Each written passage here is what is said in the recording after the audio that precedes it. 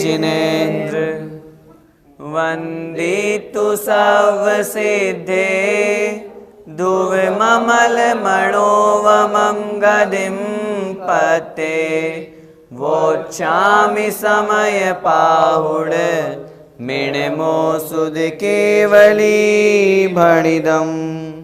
पंच परमेष्ठी भगवान की जय हो। संवराधिकार का वर्णन चल रहा है। पिछली ज्ञानशाला की कक्षाओं में हमने समझा था कि किस प्रकार वह जीव अपने आत्म स्वरूप में लीन होता है तो जिन निमित्तों से कर्मों का आश्रय होता है उन निमित्तों को वह रोकता है। पिछली कक्षा में हमने समझा वर्तमान पंचम काल में कौन ऐसा साधु है जो यह कह सकता है कि जिस प्रकार केवल ज्ञान के द्वारा प्रत्यक्ष आत्मा को देखा जाता है ऐसे ही प्रत्यक्ष मैंने आत्मा को देखा। ऐसा वर्तमान में संभव नहीं, क्योंकि वह मति ज्ञान और श्रुति ज्ञान के द्वारा आत्मा को जानता है। यहाँ पर उस वीतराग सम्यक दर्शन ज्ञान चारित्र से युक्त जो आत्मस्वरूप में लीन है, शुद्धोपयोग को प्राप्त है, ऐसे उन ज्ञानी आत्मा की चर्चा चल रही है। संवर अधिकार में अंतिम 3 गाथाएं आज हम पढ़ेंगे। इस स्वाध्याय की कक्षा में, ज्ञानशाला में हम इस बात को पूर्ण रूप से आचार्य भगवान पूरी 3 गाथाओं के माध्यम से पूरे इस अधिकार का सार बता रहे हैं। किनके अभाव होने से किनका अभाव होता है, किनके अभाव होने से किनका अभाव होता है। संवर अर्थात कर्मों का आना रुक जाना। जब कर्म नूतन नवीन नहीं बंधेंगे, पूर्व कर्म निर्जरा को प्राप्त होंगे, तो वह जीव एक दिन नियम से मोक्ष को प्राप्त करेगा ही करेगा। उसी ज्ञानी जीव की यहाँ पर चर्चा कर रहे हैं। देखें गाथा क्रमांक 199। ते सिंहे दुभणिदा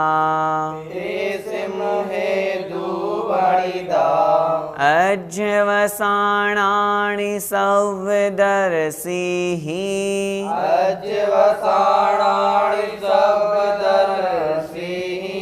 मिच्छत्तम् अन्नाणम् अविरधि भावो यजोगोय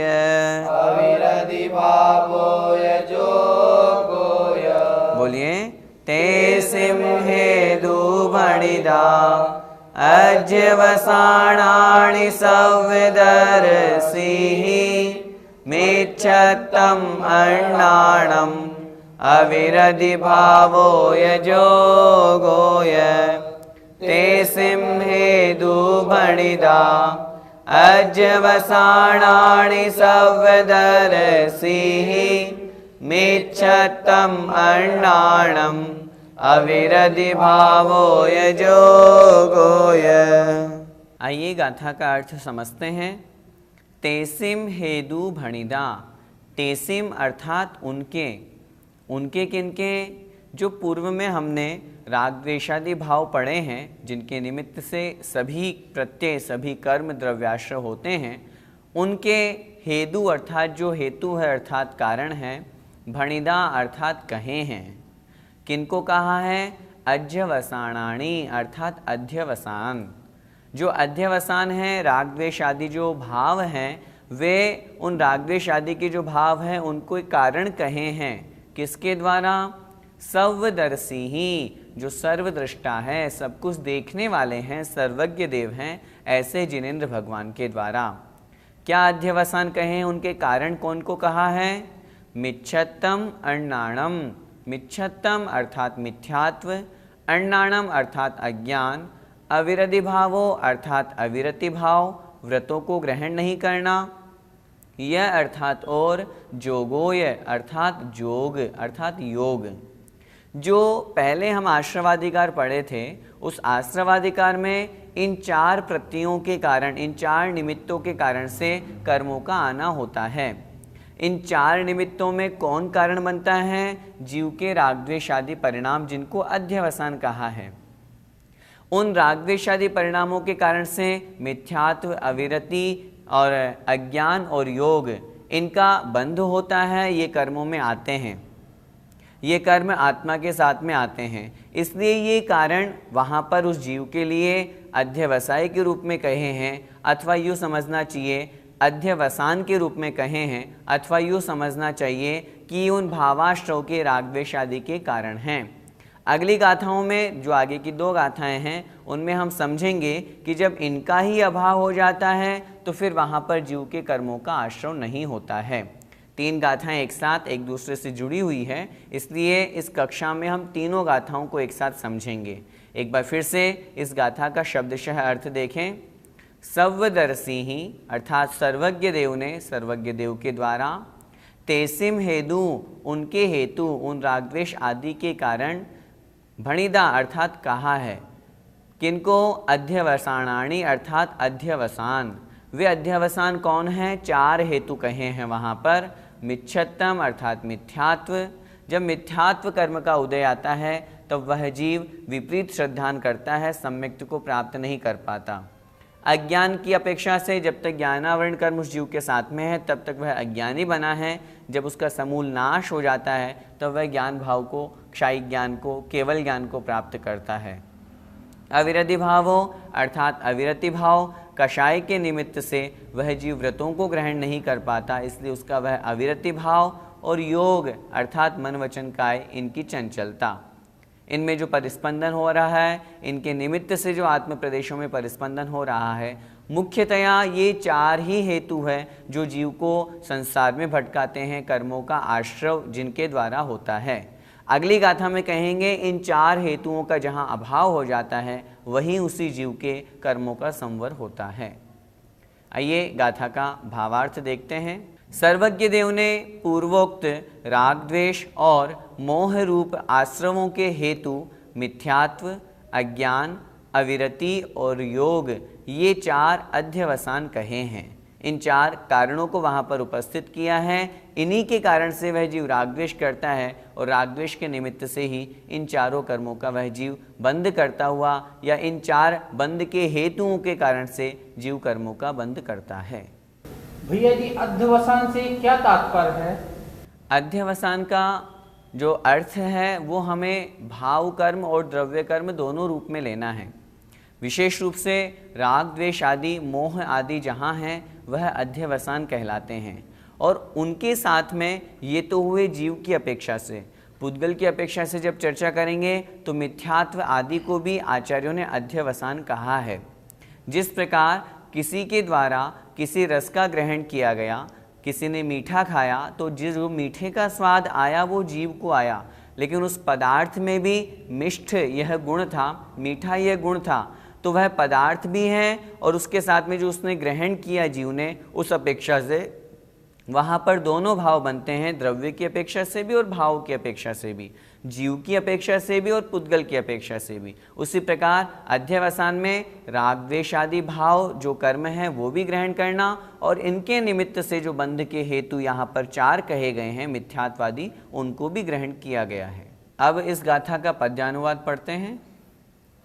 मिथ्यात्व औ अविरति जड़ बोध योग, रागादि के जनक ये सुख के वियोग, आलोक से सकल लोक आलोक देखा, सर्वज्ञ ने सदुपदेश दिया सुरेखा। प्रारंभ की 2 पंक्तियों में स्पष्ट लिखा है मिथ्यात्व औ अविरति जड़ बोध। जड़ बोध का तात्पर्य है अज्ञान, बोध मतलब ज्ञान, और जड़ ज्ञान मतलब जो मिथ्या ज्ञान है अर्थात अज्ञान। ये रागादि के जनक हैं, इनके निमित्त से ही राग द्वेष होता है और इसी कारण से सुख के वियोग है। जीव आत्मिक सुख को, शाश्वत सुख को प्राप्त नहीं कर पाता। जब इनका अभाव हो जाता है तो वह जीव अपने आत्मज्ञान के प्रकाश में, केवल ज्ञान के प्रकाश में सकल लोक और अलोक को देखता है। यहाँ पर तीसरी पंक्ति में आपकी जो पुस्तक उसमें आलोक शब्द लिखा हुआ है, आलोक से सकल लोक आलोक देखा, उसको ठीक कर लें, आलोक है। और इस गाथा का जब हमने उच्चारण किया था तो वहाँ पर भी अंतिम शब्द जोगो यम लिखा हुआ था, उसे ठीक कर ले, जोगो य। अब जो अभी हमने पढ़ा, जो हेतु बताए आचार्य महाराज ने यहाँ पर, अगली गाथा में बता रहे हैं कि जब उन हेतुओं का अभाव हो जाता है तब उस जीव की स्थिति क्या होती है, देखते हैं।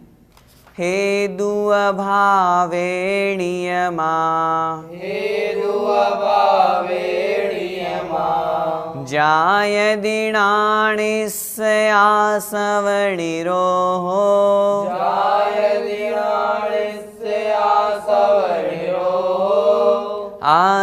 आसवभावेन विना,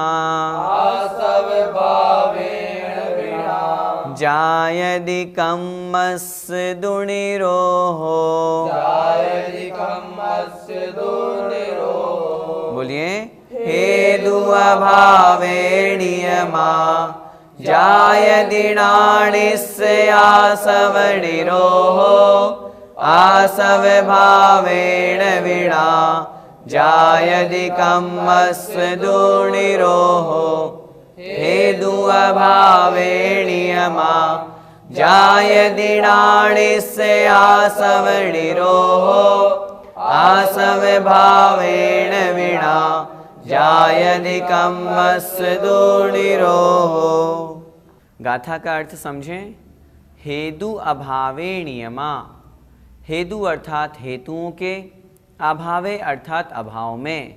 जो हमने अभी 4 हेतु पढ़े, मिथ्यात्व, अविरति, अज्ञान और योग, इन 4 हेतुओं के अभावे अर्थात अभाव में, नियमा नियम से, जायदि होता है, जायदि मतलब होता है, णानिस्य अर्थात ज्ञानी के, ज्ञानी कौन सा, आत्मज्ञानी जो आत्मस्वरूप में लीन है, वीतराग सम्यक दृष्टि है, शुद्धोपयोगी है, उस ज्ञानी के, आसव निरोहो, आश्रव का निरोध। क्या मतलब, प्रारंभ की पंक्ति में बता रहे हैं उन हेतुओं का अभाव होने पर, जो हमने पिछली गाथा में पढ़ा, जो 4 मिथ्यात्व आदि हेतु कहे हैं, जो रागद्वेष आदि हेतु कहे हैं, उनके अभाव होने पर नियम से आसव निरोहो नाणिस्य जायदि, नाणिस्य अर्थात उस ज्ञानी के, आसव निरोहो जायदि आश्रव का निरोध होता है। आश्रव का निरोध होने का मतलब संवर होना। सूत्र भी लिखा है, आश्रव निरोध है संवर है, अर्थात आश्रव के रुक जाने का नाम ही संवर है। आसव भावेण विना, और जब आश्रव का निरोध हो जाता है तो आसव भावेण, उस आश्रव भाव के, विना अर्थात बिना, जब आश्रव भाव नहीं होता तब जायदि मतलब होता है कम्मस्य दुनिरोहो, अर्थात कर्म का भी निरोध। जो ज्ञानावरण आदि जो 8 कर्म कहे हैं, द्रव्य कर्म कहे हैं, उनका भी निरोध हो जाता है। बहुत स्पष्ट सी बात है, जब हेतु का अभाव हो गया तो कार्य का भी अभाव होता ही होता है। निमित्त समाप्त तो आगे जो कार्य होना है वो भी नहीं होगा। निमित्त क्या थे, निमित्त थे मिथ्यात्व आदि बंध के हेतु। जब वे बंध के हेतुओं का अभाव हो गया तो आश्रव का अभाव हो गया, आश्रव का निरोध हो गया। जब आश्रव का अभाव हो गया तो फिर जो ज्ञानावर्णादि 8 कर्म यह जीव प्रति समय बांधता है, उस ज्ञानी जीव के उन कर्मों का निरोध हो जाता है, अर्थात उस ज्ञानी जीव के फिर वे कर्म नहीं बंधते हैं, अर्थात उस ज्ञानी जीव के उन कर्मों का संवर हो जाता है। फिर से गाथा का अर्थ देखें। हेतु अभावे अर्थात उन हेतुओं का अभाव होने पर, जो अध्यवसान कहे थे पिछली गाथा में, जो मिथ्यात्वादी हेतु कहे थे, उन हेतुओं का अभाव होने पर नियमा अर्थात नियम से, नाणिस्य उस ज्ञानी जीव के, आसव निरोधो जायदि आश्रव का निरोध हो जाता है। निरोध का तात्पर्य रुकना, आश्रव रुक गया, अब कर्मों का आश्रव उस जीव के नहीं हो रहा। क्यों नहीं हो रहा? क्योंकि उन हेतुओं का भी अभाव हो गया। आसव भावेण बिना, और जब आश्रव भाव रुक गया अर्थात आश्रव नहीं हो रहा, तब उस आश्रव के बिना अवस्था में उस ज्ञानी जीव के कम्मस्य निरोहो जायदि, कर्म का भी निरोध हो जाता है। यहाँ कर्म से तात्पर्य ज्ञानावर्णादि जो 8 कर्म हैं, उन 8 कर्मों का भी उस जीव के निरोध हो जाता है। कर्मों का निरोध हो जाने का तात्पर्य संवर हो जाता है। गाथा का भावार्थ देखें। ज्ञानी के हेतुओं के अभाव में नियम से आश्रव का निरोध होता है। आश्रव भाव के बिना कर्म का भी निरोध हो जाता है। गाथा सरल है, कहने का तात्पर्य जो हेतु थे उनका अभाव हुआ तो आश्रव का अभाव हुआ, आश्रव का अभाव हुआ तो कर्मों का भी अभाव हो गया, अर्थात कर्मों का भी निरोध हो गया। अभाव से यहाँ तात्पर्य निरोध समझना है, अर्थात कर्मों का आना रुक गया, अर्थात संवर हो गया। अब अगली गाथा पढ़ने से पहले हम आचार्य श्री का पद्यानुवाद देखते हैं। होता जभी विलय भी इनका तभी से, हो नष्ट आश्रव मुनीश्वर का सही है। औचित्य आश्रव जभी मिटते सभी है, आठों कुकर्म मिटते सहसा तभी है। यहाँ हमने समझा आश्रव भाव का निरोध हुआ तो कर्मों का भी निरोध हो गया, ज्ञानावर्णादि आठों कर्मों का निरोध हो गया। अब जब ज्ञानावर्णादि आठों कर्मों का निरोध हो गया तो उसके कारण से जो शरीर आदि हैं उनका भी निरोध हो जाता है, और वही बात आचार्य महाराज अगली गाथा में कह रहे हैं। देखें अगली गाथा 201। कम्मस्सा भावेणय णोकम्माणं च जायति निरोहो,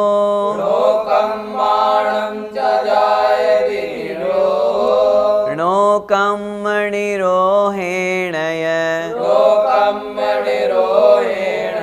संसारनिरोहणं होदि। बोलिए कम्मस्सा भावेणय णोकम्माणं च जायति निरोहो, णोकम्मणिरोहेणय संसारनिरोहणं होदि। कम्मस्सा भावेणय णोकम्माणं च जायति निरोहो, णोकम्मणिरोहेणय संसारनिरोहणं होदि। आइए गाथा का अर्थ समझते हैं। बहुत सरल सी बात यहाँ पर आचार्य भगवान समझा रहे हैं। हमने पिछली गाथा में जो पढ़ा, आश्रव भाव का निरोध हुआ, आश्रव भाव का निरोध होने से जो कर्म आ रहे थे उन कर्मों का भी निरोध हो गया। अब जब कर्म का निरोध हो जाता है तो क्या अवस्था होती है, वही यहाँ पर बतला रहे हैं। देखें कम्मस्सा भावेणय, कम्मस्य अभावेण, यह मतलब और, कम्मस्य अर्थात कर्म के अभावेण अभाव से। जो हमने पिछली गाथा में पढ़ा, हेतुओं का अभाव हुआ, हेतुओं के अभाव होने से आश्रव भाव का अभाव हुआ, आश्रव नहीं हो रहा, आश्रव नहीं होने से कर्मों का अभाव हुआ। तो कह रहे हैं कम्मस्य अभावेण, और कर्म के अभाव से क्या होता है, णो कम्माणम च जायति निरोहो, णो कम्माणम अर्थात नो कर्म का भी, जो शरीर आदि हैं जो इस आत्मा के साथ में जुड़े हुए हैं उनका भी, यह मतलब और, जायदि हो जाता है, निरोहो अर्थात निरोध। जब द्रव्य कर्म का निरोध हो जाता है, जब द्रव्य कर्म का अभाव हो जाता है, तो जो शरीर आदि नौ कर्म कहे गए हैं, इन शरीर आदि नौ कर्म का भी अभाव निरोध हो जाता है। और फिर जब नौ कर्म शरीर आदि का भी निरोध हो जाता है तब क्या होता है, बता रहे हैं नौकम निरोहेणय, यह मतलब और, नौकम नौ कर्म का, निरोहेण निरोध होने पर, नौ कर्म का निरोध होने पर, नौ कर्म अर्थात शरीर आदि का निरोध हो जाता है, तब संसार निरोहणम होदि, संसार का ही निरोध हो जाता है, अर्थात वह जीव मोक्ष को प्राप्त कर लेता है। कितनी सुंदर गाथा यहाँ पर आचार्य भगवान ने तीनों प्रस्तुत करी। पूरे संवर अधिकार का सार इन तीनों गाथाओं में यहाँ पर आचार्य भगवान ने दे दिया। एक बार फिर से इस गाथा को हम समझते हैं। जो हमने पूर्व की दो गाथाएं पढ़ी वहाँ से हम इसको टेली करेंगे, वहाँ से भी हम इसको जोड़ेंगे। जो सबसे पहली गाथा हमने पढ़ी आज की इस कक्षा में, जो मिथ्यात्व, अविरति, अज्ञान और योग, ये जो बंध के हेतु कहे, आश्रव के हेतु कहे, जब इन हेतुओं का अभाव हो जाता है तब वह जीव कर्मों का, आश्रव का निरोध कर देता है। वह आश्रव भाव का निरोध करने के कारण से जो ज्ञानावर्णादि अष्ट कर्म हैं उनका निरोध कर देता है। अब फिर यहाँ इस गाथा में कह रहे हैं, देखें कम्मस्य अभावेणीय है, और वो जो ज्ञान वर्णादि द्रव्य कर्म हैं उनका अभाव हो जाने से नो कर्माणम निरोहो जायति, उस जीव के, उस ज्ञानी जीव के नो कर्म का भी निरोध हो जाता है। यहाँ किसकी बात चल रही है? यहाँ उस ज्ञानी जीव की बात चल रही है जो आत्म स्वरूप में लीन है, वीतराग अवस्था को प्राप्त है, राग द्वेष मोह सबसे जो छूट चुका है, ऐसे उस ज्ञानी जीव के नो कर्म का भी निरोध हो जाता है। जब नो कर्म का निरोध हो जाता है, कह रहे हैं नो कर्म निरोहेणय, और जब नो कर्म का निरोध हो जाता है तब संसार निरोहणम होदी, तब संसार का भी निरोध हो जाता है, संसार भी समाप्त हो जाता है। अर्थात जिन निमित्तों से वह कर्मों का बंध कर रहा था वे निमित्त समाप्त हो गए। जब निमित्त समाप्त हो गए तो उसके निमित्त से जो द्रव्य कर्म हैं, द्रव्य कर्म के निमित्त से जो शरीर आदि नो कर्म हैं वे भी समाप्त हो जाते हैं। अर्थात उसके तीनों प्रकार के कर्म समाप्त हो गए और वह जीव संसार से छूट करके मोक्ष अवस्था को प्राप्त कर लेता है। गाथा का भावार्थ देखें। कर्म का अभाव होने से नो कर्म का भी निरोध हो जाता है और नो कर्म का निरोध होने से संसार का निरोध हो जाता है। संसार का निरोध का तात्पर्य अब संसार उस जीव का समाप्त हो जाता है। जिन निमित्तों से संसार बढ़ रहा था वो निमित्त सब समाप्त हो गए, अब उसका संसार काल समाप्त हो जाता है। भैया जी, जीव को मोक्ष कैसे होता है? यहाँ इन 3 गाथाओं में उसी मोक्ष की प्रक्रिया तो बताई है। सबसे पहले तो जीव को ज्ञानी बनना होता है। अपने आत्मज्ञान में, ज्ञान दर्शन रूप स्वभाव में वह जीव स्थित हो, तल्लीन हो। उस समय वह जीव अपने राग द्वेष आदि, जो उसके मोह आदि जो संसार के निमित्त कहे हैं भाव कर्म, उनका वह जीव अभाव करता है, अर्थात उनको छोड़ता है। उनका त्याग करने से जो बंध के हेतु आचार्यों ने कहे हैं मिथ्यात्व आदि, वह उनका अभाव करता है, वह उनको छोड़ता है। जब मिथ्यात्व आदि का अभाव होता है तो उस जीव के कर्मों का आश्रव रुक जाता है, कर्मों का आश्रव नहीं होता। जब कर्मों का आश्रव नहीं होता तो उस निमित्त से जो ज्ञान वर्णादि द्रव्य कर्म हैं उनका भी निरोध हो जाता है। जब ज्ञान वर्णादि द्रव्य कर्म का निरोध हो जाता है तो जो शरीर आदि नो कर्म कहे गए हैं उनका भी निरोध हो जाता है, वे भी रुक जाते हैं, उनका भी आश्रव नहीं होता।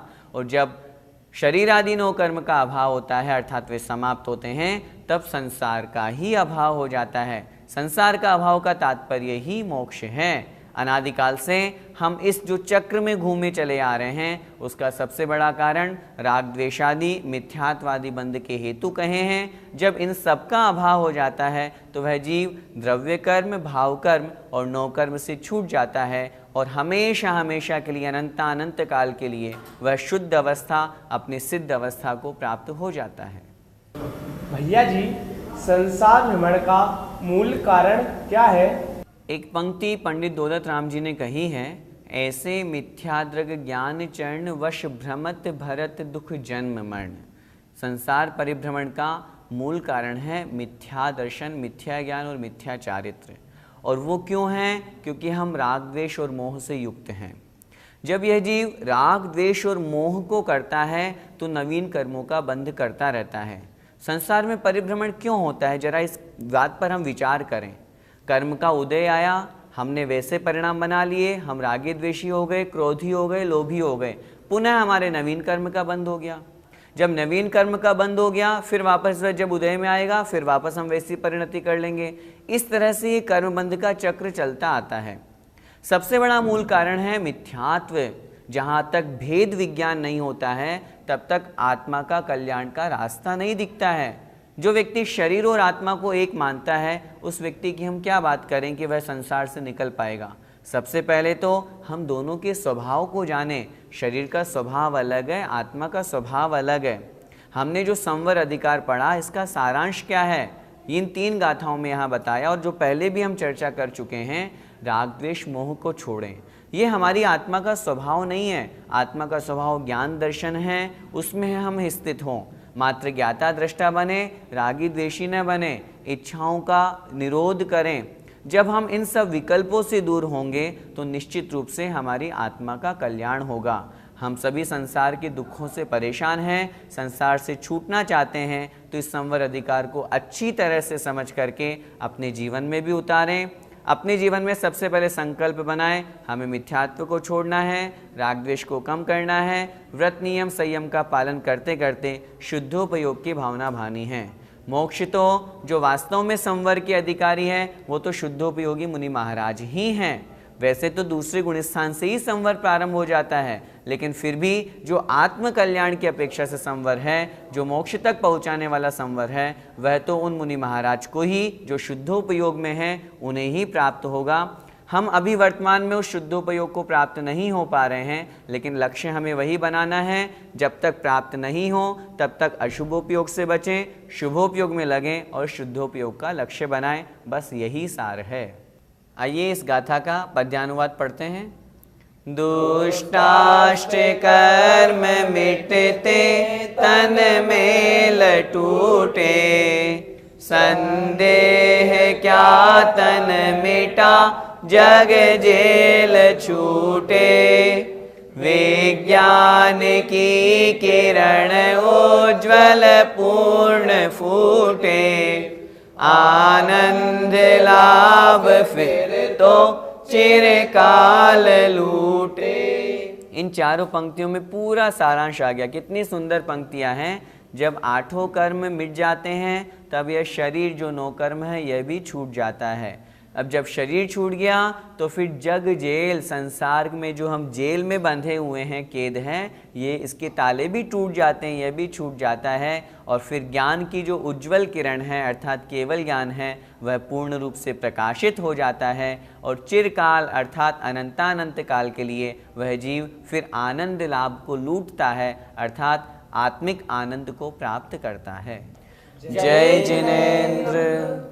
इस कार्यक्रम के पुण्यार्जक परिवार है Shri Parasnath re rolling mills limited, Durgapur 1, Bardhaman, Paschim Bangal. Amita Jain, wife of Anil Kumar Jain. Sangeeta Jain, wife of Vipin Kumar Jain.